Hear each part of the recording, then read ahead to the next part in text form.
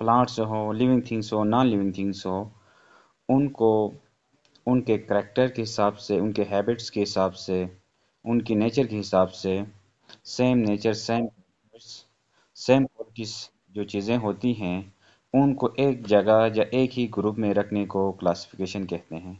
The basic जो M होता है वो क्लासिफिकेशन का इजीली स्टडी करना होता है। फाइव किंगडम जो सिस्टम है लिविंग थिंग्स का, उस वाले से हम बात करेंगे। तो आपके पास पांच जो हैं किंगडम सिस्टम से हैं। Living organisms are divide into five kingdoms on the basis of their characteristics, their nature, their habits and their qualities। उनके नेचर, क्वालिटी और सबसे जो इजी जो है मेन मकसद जो होता है to study easily. Same habits से होंगे, सेम करेक्टर होंगे, एक जगह रखेंगे तो सब के लिए हम सेम जो है फार्मूले के तहत अप्लाई कर सकते हो। सबसे पहले आपके पास फाइव किंगडम सिस्टम आता है, यानी कि लिविंग थिंग्स को फाइव ग्रुप्स में या फाइव किंगडम्स में डिवाइड किया गया है, क्लासिफाई कर लिया गया है। सबसे पहले एनिमेलिया है, सेकंड नंबर पे प्लांटी है, थर्ड नंबर पे फंजाई है, फोर्थ पे प्रोटेस्टा है, मोनेरा है। अब हम यहाँ पे बात करेंगे animalia. Animalia include multi cellular heterotrophic organism. They typically ingested food and lack cell wall. Example include mammals, birds, insect and fish. अब यहाँ पे देखें एनिमल्स जो हैं, एनिमल्स की हम जब बात करते हैं, एनिमेलिया की बात करते हैं, उसको एनिमल नहीं बल्कि एनिमेलिया पढ़ेंगे। एनिमेलिया जो किंगडम है उसके अंदर यहाँ पे एक रिसर्च हमें समझना है, मल्टी सेलुलर। यहाँ पे लिविंग ऑर्गेनिजम्स के दो कैटेगरीज, एक होता है यूनिसेलुलर, एक होते हैं multi cellular. Those organism which contain only one cell, one means एक सेल पे मुश्तमिल होगा, उनको यूनिसेलुलर कहेंगे। और ऐसे एनिमल्स जो एक से ज़्यादा सेल पे मुश्तमिल होते हैं उनको हम मल्टी सेलुलर कहते हैं। तो एनिमेलिया की जो पहली कैरेक्टरिस्टिक्स है वो आपके पास है कि एनिमेलिया जो है वो आपके पास मल्टी सेलुलर हैं, यानी कि एक से ज़्यादा सेल पे मुश्तमिल है। हेट्रोट्रॉफिक ऑर्गेनिज्म से हैं, they typically ingest food and lack cell wall. फिर दूसरे नंबर पे ये वाले पॉइंट भी आपने एग्ज़ाम पे आ सकता है कि एनिमल्स जो हैं हेट्रोट्रॉफिक हैं। Heterotrophs are those organism which depend other living things for their food. अपनी खुराक के लिए दूसरे लिविंग जानवरों पे भरोसा करते हैं, उनको हम हेट्रोट्रॉफिक ऑर्गेनिज्म कहते हैं। ये न्यू आयन को एक दफ़ा फिर हम रिपीट कर लें कि आज हम पढ़ रहे हैं five kingdom system. Five kingdom system के अंदर जो है एनिमेलिया है, एनिमेलिया की दो कैरेक्टर्स अभी तक हमने स्टडी कर लिया, एक मल्टी सेलुलर, दूसरा heterotrophic. Multi cellular means more than one cell, यानी कि आपके पास organisms living things are divide into on the base of cell. अगर एक सेल है तो उसको uni cellular, if as number of cells are greater than 1 the organism is known as multicellular। तो एनिमेलिया की पहली करेक्टरिस्टिक्स ये है कि ये मल्टी सेलुलर हैं। दूसरे करेक्टरिस्टिक है ये heterotrophic organism. Heterotrophic organisms are those organism which depend other organism for their own food. अपनी खुराक के लिए वो दूसरे जो जानदार हैं उन पे भरोसा करते हैं। लेक ऑफ सेलवाल, सेल आगे डिटेल में हम पढ़ेंगे। एनिमेलिया जो होती है उसकी सेल में सेल वॉल नहीं होती बल्कि सेल मेम्ब्रेन होती। Includes mammals, birds, fishes, insect. Mammals, यहाँ पे एक और टर्म आ गया, मैमल्स आर दोज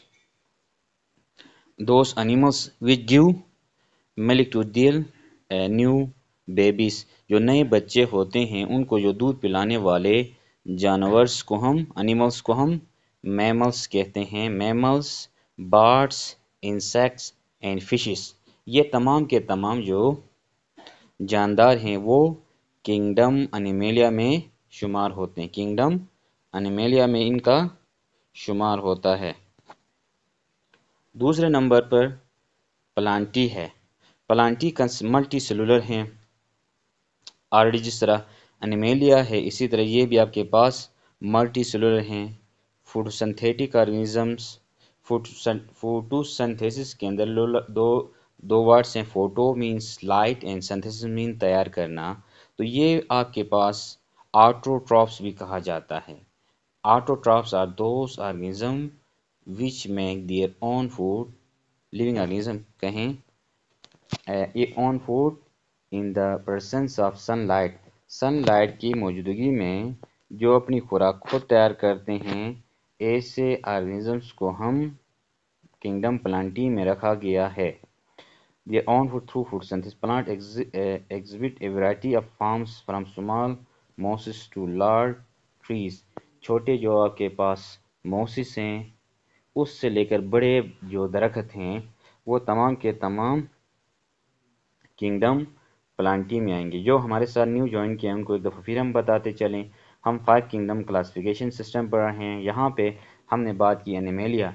एनिमेलिया की जो करेक्टर्स हैं उसमें जो मेन करेक्टर हमने बता दिया कि मल्टी सेलुलर हैं, एक से ज़्यादा सेल पे मुश्तमिल होते हैं।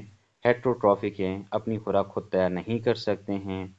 सेल वॉल इनमें मौजूद नहीं हो सकती है। इसकी एग्जांपल्स तमाम मैमल्स से हैं, तमाम बर्ड्स से हैं, इंसेक्ट्स से हैं और फिशेस हैं। इसी तरह दूसरा जो आपके पास किंगडम है प्लांटी है। प्लांटी के अंदर हमने ये कहा ये भी एनिमेलिया की तरह मल्टी सेलुलर हैं। ये फोटोसिंथेसिस करते हैं मीन्स इसको ऑटोट्रॉफिक भी कहा जाता है, अपनी खुराक खुद तैयार करते हैं। इसमें वैरायटी ऑफ आपके पास यानी शुमाल जो मोसेस हैं उससे लेके लार्ज ट्रीज तक तमाम के तमाम जो आते हैं वो आपके पास किंगडम प्लांटी में आते हैं। किंगडम प्लांटी में आते हैं। नेक्स्ट आपके पास है fungi. comprise multicellular or unicellular organisms that obtain nutrients by absorbing dissolved molecule from their surrounding. Fungi include mushroom, yeast and molds. अब यहाँ पे हम फंजाई की बात करते हैं तो फंजाई मल्टी सेलुलर भी है और यूनिसेलुलर भी है। ऑलरेडी हमने पहले डिस्कस किया था। Multi cellular means organisms which contain more than one cell, एक सेल से ज़्यादा पे मुश्तमिल हो, यानी एक सेल से ज़्यादा पे मुश्तमिल उसको मल्टी सेलुलर। और यूनिसेलुलर वो हो गई जो एक ही सेल पे अपनी तमाम लाइफ एक्टिविटीज़ को परफॉर्म करते हैं, उसको यूनिसेलुलर कहते हैं। तो मीन्स फंजाई जो है मल्टी सेलुलर भी है या यूनिसेलुलर, दोनों इसके अंदर जो हैं कैरेक्टर्स पाए जाते हैं, दोनों कैरेक्टर इसके अंदर मौजूद है, यानी दोनों सेल्स में ये पाया जाता है। ये अपनी फूड जो है एब्जॉर्ब करता है, जज़ब करता है सराउंडिंग्स, आसपास जो चीज़ें हैं। फंजाई इंक्लूड मशरूम्स आपने देखे होंगे। इसी तरह ईस्ट है, फंगस जिसको हम कहते हैं कि आपके पास रोटी के ऊपर अगर ब्रेड के ऊपर लग सकती है। मोल्ड्स मीन्स वहाँ पे अगर लंबे अरसे तक आपके पास जो रोटी वगैरह या कोई ऐसी चीज़ पड़ी रहती है तो उसके ऊपर ये बन जाती है, वो मोल्ड्स में ब्रेड के ऊपर हो सकता है। नेक्स्ट आपके पास है किंगडम प्रोटेस्टा। किंगडम प्रोटेस्टा जो है यूनिसेलुलर है और मल्टीसेलुलर। ये यूनिसेलुलर भी है, मल्टीसेलुलर भी। इसके अंदर कुछ मल्टीसेलुलर, यूनिसेलुलर और यहाँ पे न्यू ज्वाइनिंग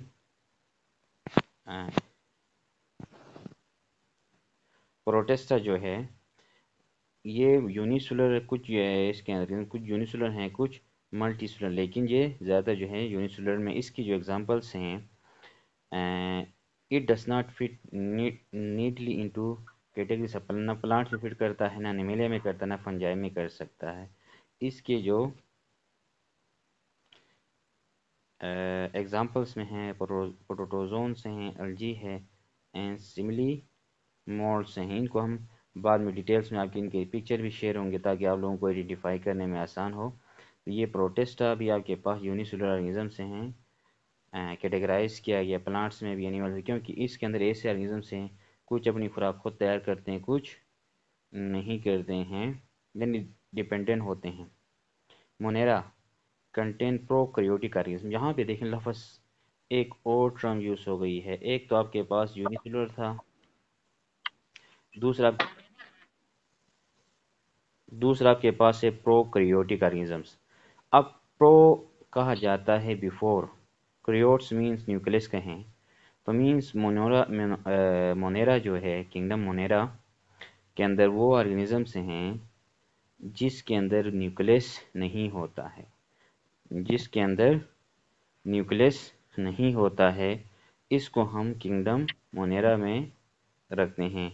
इस ऑर्गेनिज्म के ट्रू न्यूक्लियस नहीं होता है, और या आप ये कहें कि जो सेल ऑर्गेनिज है उसके अंदर अदर मेम्ब्रेन बॉन्डेड, यानी उसके बाहर एक जेल होती है, अंदर कोई न्यूक्लियस नहीं होता। तो मीन्स 5 किंगडम्स के अंदर आपके पास फर्स्ट किंगडम जो है एनिमेलिया है, सेकंड प्लांटी है, फंजाई है, प्रोटेस्टा है और मोनेरा है। तो ये 5 किंगडम्स हैं। तो हाउ किंगडम्स की जब आप आ जाए तो इसके अंदर हमने मल्टी सेलुलर की बात की। यूकेरियोट्स, हाँ यूकेरियोट्स आपके पास वो ऑर्गेनिजम्स हैं, क्योंकि यहाँ पे आपके पास प्रोटेस्टा हो गया, फंजाई हो गया, प्लांटी, एनिमेलिया, ये जो 4 जो किंगडम्स हैं ये आपके पास यूकेरियोट्स हैं। यूकेरियोट्स वो ऑर्गेनिजम्स हो गए जिसमें वेल डेवलप्ड न्यूक्लियस मौजूद होता है। प्रोकैरियोट्स वो हो गए जिसमें न्यूक्लियस नहीं होता है। तो किंगडम मोनेरा जो है वो आपके पास प्रोकैरियोट्स में, बाकी रिमेनिंग जो है आपके पास किस में आते हैं, जो यूकेरियोट्स में आएंगे। अब हम बात करेंगे लिविंग आर डिवाइड इनटू, हम नॉर्मली हम जानता 3 जो कैटेगरीज में डिवाइड किया, जो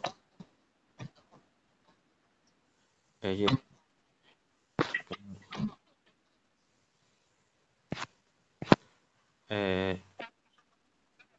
माइक बंद कर दिया अभी इसका। अच्छा, प्लांट्स की हम डिफाइन करें, क्योंकि हम जो इम्पोर्टेंस है प्लांट्स की तो हम बात करेंगे। तो plants kingdom multi cellular already discuss हो गया है। मल्टी सेलुलर्स वो होते हैं which contain more than one cells, photosynthesis करता है। तो फोटोसिंथेसिस को एक दफ़ा फिर बताएंगे। फोटोसिंथेसिस एक बियोलॉजिकल टर्म है, इसके अंदर 2 वर्ड्स हैं, उसको पहले हम समझते हैं कि photo and synthesis. Photo means light and synthesis means तैयार करना। तो आपके पास जो एनिमल्स जो प्लांट्स होते हैं अपनी फूड खुद तैयार करते हैं। 3 इसके लिए जो बेसिक कंडीशंस हैं वो प्लांट के लीफ के अंदर होता है, लेकिन 3 चीज़ों का हमें याद रखना है। कार्बन डाइऑक्साइड, वाटर और सनलाइट की मौजूदगी में ग्रीन प्लांट्स अपनी खुराक तैयार करते हैं। उस अमल को फोटोसिंथेसिस कहते हैं। देयर ओन फूड टिपिकली दे हो स्पेशल स्ट्रक्चर। प्लांट्स की जब हम बात करते हैं तो उसके अंदर रूट्स होते हैं, सिटम है, लीव्स है एंड रिप्रोडक्टिव ऑर्गन्स। यहाँ पे रिप्रोडक्टिव ऑर्गन्स से मुराद आपका फ्रूट एंड फ्लावर है। तो मींस जो आपके पास किंगडम प्लांटी है वो आपके पास जो स्पेशलाइज्ड जो स्ट्रक्चर, या आप कहें कि मेन जो स्ट्रक्चर्स क्या हैं, तो रूट्स होता है, रूट होंगे, stem, leaf and reproductive organ. Reproductive organs, अगर प्लांट्स रिप्रोडक्टिव ऑर्गन के अगर क्वेश्चन आ जाए तो वहाँ पे आपने फ्रूट एंड जो फ्लावर होंगे वो उसके रिप्रोडक्टिव ऑर्गन है। And they play fundamental role in ecosystem by serving primary producer. अब यहाँ पे जब हम पढ़ेंगे कार्निवोर्स, ओमनिवोर्स, हर्बीवोर्स, तो आपके पास कुछ प्रोड्यूसर्स होते हैं, कुछ कंज्यूमर्स से होते हैं। तो आपके पास कुछ सेकेंडरी कंज्यूमर्स हैं या सेकेंडरी प्रोड्यूसर्स हैं। तो आपके पास जो प्लांट्स हैं वो इकोसिस्टम के अंदर इम्पोर्टेंट रोल प्ले करते हैं as a primary producer. Primary means बुनियाद, जो पहले आपके पास जो खुराक तैयार करते हैं। सपोज करो आप एग्जांपल लेते हैं, हम जो हैं गोश्त खाते हैं, मुर्गी अंडे खाते हैं, तो वो सेकेंडरी हैं, क्योंकि वो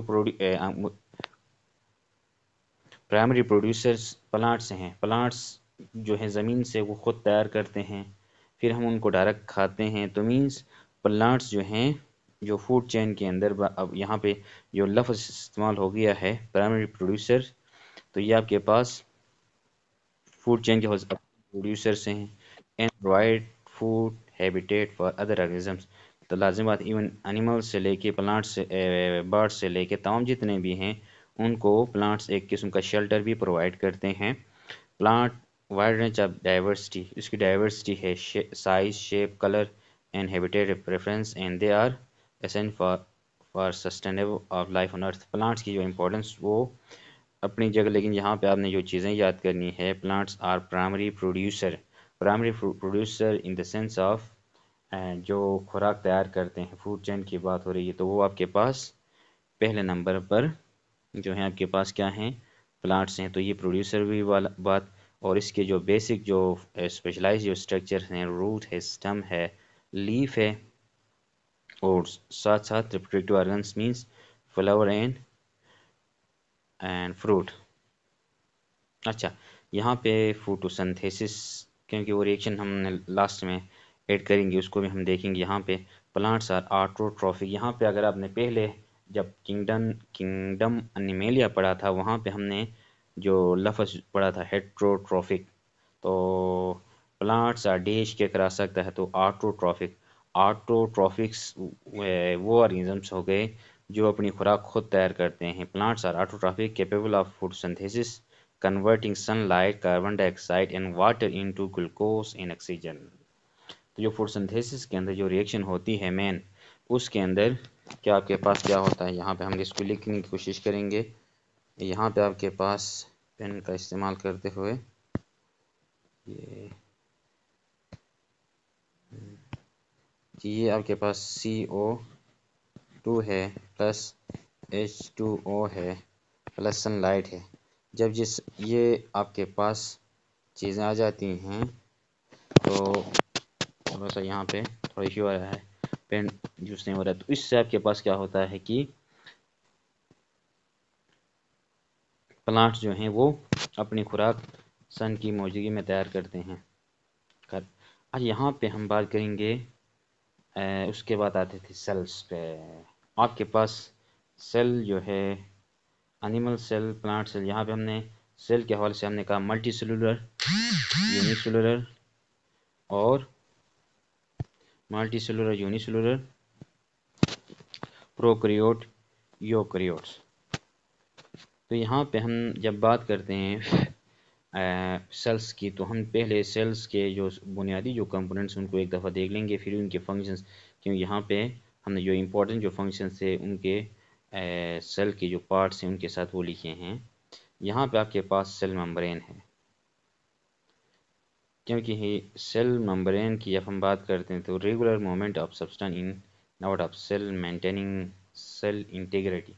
सेल के अंदर यानी फूड हो गया, गैस एक्सचेंज हो गया, तो उसका जो सेल मेम्ब्रेन का जो मेन फंक्शन है, उसको मूवमेंट को रेगुलेट करना है।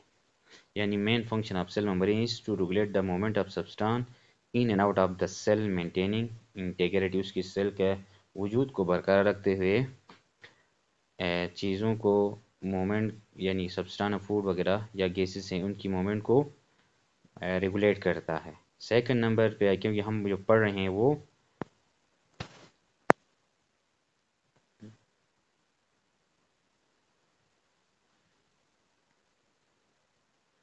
बिल्कुल, थैंक यू ज़ैनब, आपने हमारे लिए काम आसान कर दिया कि आपने पिक्चर सेंड कर दी फोटोसिंथेसिस की, जो रिएक्शन हो रहा था। तो डिस्प्ले अभी नहीं हो रहा है, तो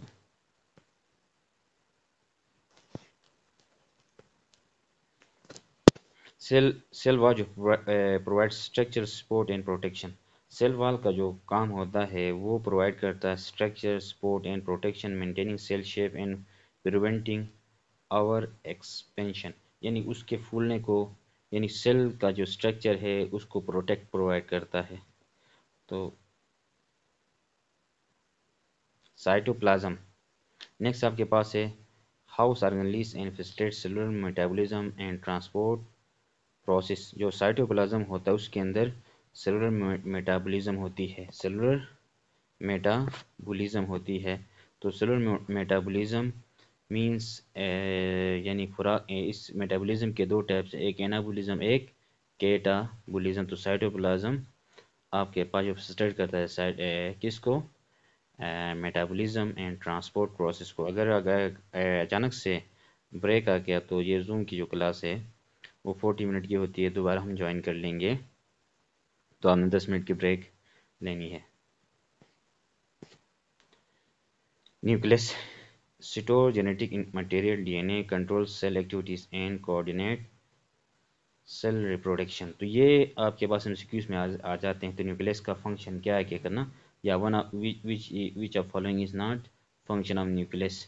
तो ये ऑप्शंस, अगर वो जेनेटिक मटेरियल को स्टोर करता है, कंट्रोल ऑल एक्टिविटीज है, कोऑर्डिनेट सेलुलर रिप्रोडक्शन वगैरह को भी यहाँ से कंट्रोल करता है। इसी तरह क्लोरोप्लास्ट है। क्लोरोप्लास्ट ही वाहिद आपके पास प्लांट सेल का जो आप कहें फोटोसिंथेसिस यहाँ पे होती है, site of photosynthesis where light energy is convert into chemical energy glucose using carbon dioxide in water. तो ये क्लोरोप्लास्ट है आपके पास, या वो जगह है जहाँ पे वो क्या करता है, सनलाइट को कन्वर्ट करता है केमिकल एनर्जी में, यानी कि ग्लूकोज में, by using carbon dioxide and water. Carbon dioxide और उसके मिलाप से आपके पास ग्लूकोज बनता है, और फोटोसिंथेसिस का जो अमल होता है वो क्लोरोप्लास्ट में होता है। एनिमल जो सेल है वहाँ पे क्लोरोप्लास्ट नहीं होता है। माइटोकॉन्ड्रिया को पावर हाउस। अब ये क्वेश्चन रिपीट हो गई है, यहाँ पे मेंशन नहीं है। Generate ATP through cellular respiration. जो अब सेल के अंदर दो तरह की रिस्पायरेशन होती है। एक रिस्पायरेशन जो हम कहते हैं नॉर्मली सांस का इनहेल और एक्सेल करना, उसको हम रिस्पायरेशन कहते हैं। तो यहाँ पे सेलुलर रिस्पायरेशन से मुराद आपका फूड जो है वो ब्रेक डाउन होता है। जो आप खाना खाते हैं वो जब आपके माइटोकॉन्ड्रिया के अंदर ब्रेक डाउन होता है तो वो जनरेट करता है, यानी आपके पास आपके साइटोप्लाज्म के अंदर मेटाबॉलिज्म होती है, तो उसकी एनर्जी जो प्रोड्यूस करती है वो आपके पास माइटोकॉन्ड्रिया में आ जाता है, जिस वहाँ पे सेलुलर रिस्पायरेशन होती है, converting glucose and oxygen into ATP. ATP जो है आप ये कहें करेंसी है, एनर्जी की करेंसी इन ह्यूमन बॉडी। हमारी जो बॉडी के अंदर एनर्जी की जो करेंसी होगी इसको हम एटीपी कहते हैं। एटीपी एब्रिविएशन जो है adenosine triphosphate. Adenosine triphosphate is also known as currency of energy. Currency या करेंसी ऑफ जो एनर्जी है वो भी इसको कहते हैं। और माइटोकॉन्ड्रिया के अंदर कार्बन डाइऑक्साइड एंड वाटर जो बनता है। वैक्यूल्स स्टोर वाटर करता है, न्यूट्रिएंट्स करता है, waste product maintaining target pressure and regulating cell size.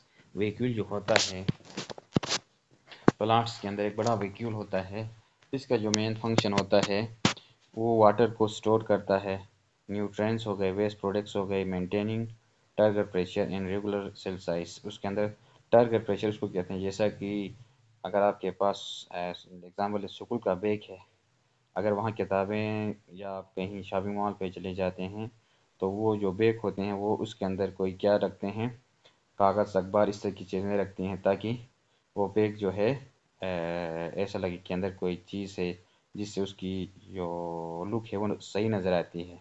इसी तरह वो एक किस्म का टर्गर हो गया। अगर वहाँ पे उसके अंदर वो बैग हो तो वहाँ टर्गर नहीं हो तो मीन्स उसको जो शेप देता है अंदर से कुछ चीज़ें प्रेशर लगा के सेल की उसको साइज़ को मेंटेन करता है, उसको टारगेट प्रेशर कहते हैं। रेगुलेटिंग साइज जो साइज है उसको मेंटेन करता है, कौन सा, वैक्यूल करता है। तो इसके फंक्शन हैं, एक दफ़ा अगर आप उसको गो थ्रू करते हैं खुद भी तो आपको आइडिया हो जाएगा। Endoplasmic reticulum ER facilitate protein and lipid synthesize transport and modification. तो आपकी बॉडी के अंदर प्रोटीन सिंथेसाइज जो करती है एंडोप्लाज्मिक रेटिकुलम करती है, प्रोटीन और लिपिड को फैसिलिटेट करती है, प्रोटीन एंड लिपिड सिंथेसाइज में मदद, फैसिलिटेट कहते हैं मदद करना। तो ये एंडोप्लाज्मिक रेटिकुलम जो आपके प्लांट सेल्स में मौजूद है वो प्रोटीन्स और लिपिड सिंथेसाइज करने में मदद करता है, उसको ट्रांसपोर्टेशन में और मॉडिफिकेशन में। मॉडिफिकेशन मींस वहाँ पे आपके पास है जो चीज़ें होती हैं वो एक फॉर्म से दूसरे फॉर्म में कन्वर्ट होना। गोल्जी apparatus से modify sorts or packages protein and lipid for transport to specific destination with in और आउट ऑफ द सेल, यानी कि वो जो आपके पास मुख्तलिफ किस्म के प्रोटीन्स होते हैं, लिपिड्स होते हैं, उनको एक स्पेसिफिक डेस्टिनेशन में पहुंचानी होती है। वो सेल के अंदर भी हो सकते हैं और आउट ऑफ द सेल हो सकते हैं। तो इसका जो काम करता है वो गोल्जी एपरेटस करते हैं। Ribosome, site of protein synthesize, तो हमने रेडिकुलम फैसिलिटेट करता है, लेकिन आपके पास साइट जो होती है ribosome, site of protein synthesize where amino acids are assemble in polypeptide chain based on instruction from messenger RNA.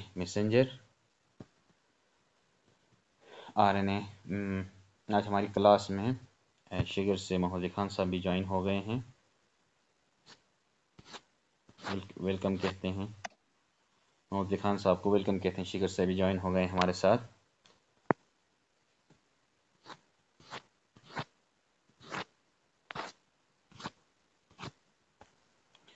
यहाँ पे हमने बात की कि राइबोसोम जो होता है साइड ऑफ प्रोटीन सिंथेसाइज, यहाँ पे protein synthesize where amino acids are resemble.